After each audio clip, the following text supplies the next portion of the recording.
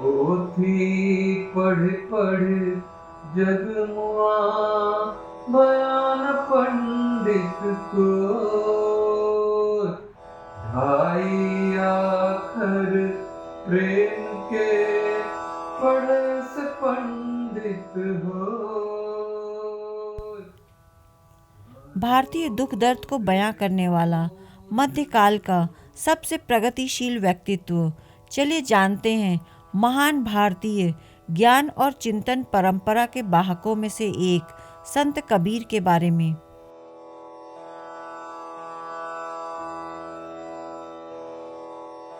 कबीर अरबी का शब्द है जिसका अर्थ होता है महान। सही मायने में कबीर ने अपने नाम के अर्थ को चरितार्थ किया। संत कबीर को जानने के लिए चलिए चलते हैं बनारस। यही बनारस में स्थित है लहरतारा तालाब। यहीं से जुड़ा है कबीर का शुरुआती जीवन। इस तालाब में कमल के फूल उगा करते थे। इसी तालाब के बगल में स्थित है कबीर मठ, जहाँ कबीर कमल पर विराजमान है। ऐसी मान्यता है कि कबीर को ब्राह्मणी विधवा ने जन्म दिया था। दुनिया में जग हंसाई के डर से बालक कबीर को कमल के पत्तों पर छोड़ दिया। नीरू और नीमा नाम के जुलाहा दंपति ने बालक कबीर को तालाब के तट से उठा लिया। शुरुआती पालन पोषण उन्होंने ही किया।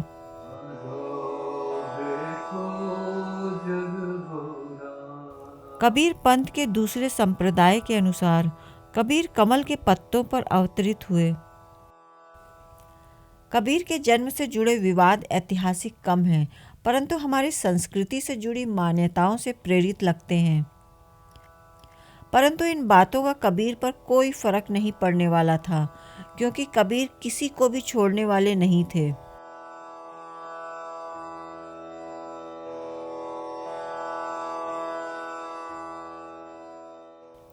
यही बनारस घाट से थोड़ी दूरी पर स्थित है कबीर चौरा। मान्यता है कि यहीं पर नीरू और नीमा रहा करते थे। चूंकि वे जुलाहा संप्रदाय से ताल्लुक़ रखते थे, जिनका काम सूत काट कर कपड़ा बुनना था, इसी चरखे के ताने बाने के बीच कबीर बड़े हुए। समाज में गैर बराबरी, हिंदू और मुसलमानों के धार्मिक आडंबरों पर कबीर की पैनी नज़र थी। परंतु 14वीं शताब्दी में कबीर में यह चेतना आई कहाँ से? कबीर स्वयं कहते हैं, गुरु रामानंद से। रामानंद जी उस समय दक्षिण भारत से बनारस आकर बस गए थे। उनके 12 शिष्य थे, उनमें से एक कबीर दास भी थे।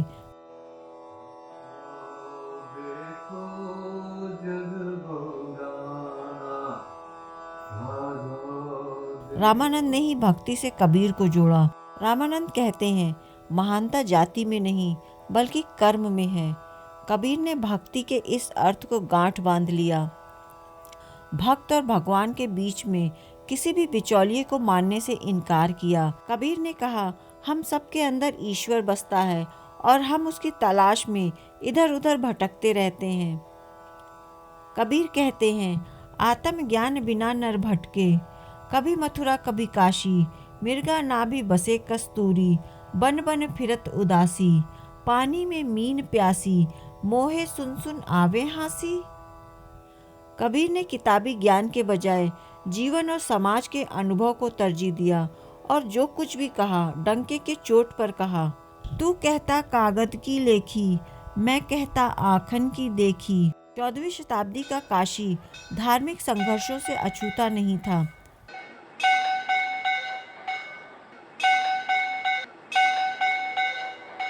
सनातन धर्म को चुनौती दे रहा था इस्लाम। इससे समाज में तनाव अपने चरम पर था। कबीर कहते हैं, साधु देखो जग बौराना, हिंदू कहत है राम हमारो, मुसलमान रहमाना। हिंदू कहत है राम हमारो, मुसलमान रहमाना। आपस में दो लड़े मरत हैं, मरम कोई नहीं जाना, मरम कोई नहीं जाना। साधो देखो देखो जग बौराना। हिंदू और मुसलमानों के कर्म कांडों पर प्रहार करते हुए कबीर कहते हैं, पाथर पूजे हरि मिले तो मैं पूजूं पहाड़, चाकी कोई न पूजे जाको पीस खाए संसार, कांकर पाथर जोरी के मस्जिद लियो बनाए, ता चढ़ी मुल्ला बांग दे बहरा हुआ खुदाए। इस तरह की कठोर आलोचना से कबीर के प्रति दोनों समुदाय के लोगों में नाराजगी बढ़ने लगी। इसी क्रम में किसी ने ईष्ट निंदा के आरोप में उस वक्त के सुल्तान सिकंदर लोदी से शिकायत कर दिया। कबीर को सिकंदर लोदी के दरबार में पेश किया गया, परंतु ना तो उन्होंने माफ़ी मांगी और ना ही सुल्तान को सलाम किया। कहा जाता है कबीर जहाँ जहाँ जाते मजमा लग जाता। वो सत्संग किया करते थे। उनकी सभाओं में हजारों की तादाद में लोग इकट्ठा होते थे। वो समाज के छुआछूत से परेशान और दबे कुचले लोग थे।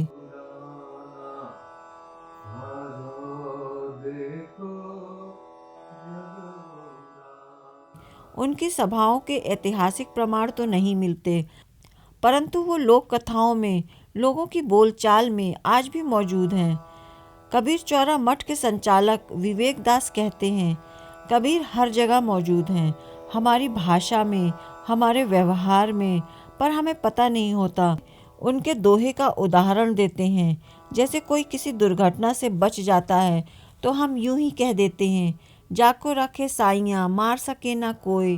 जाको राखे साइयां मार सके ना कोई, बाल न बांका कर सके जो जग बैरी होय, साधो देखो जग बौराना।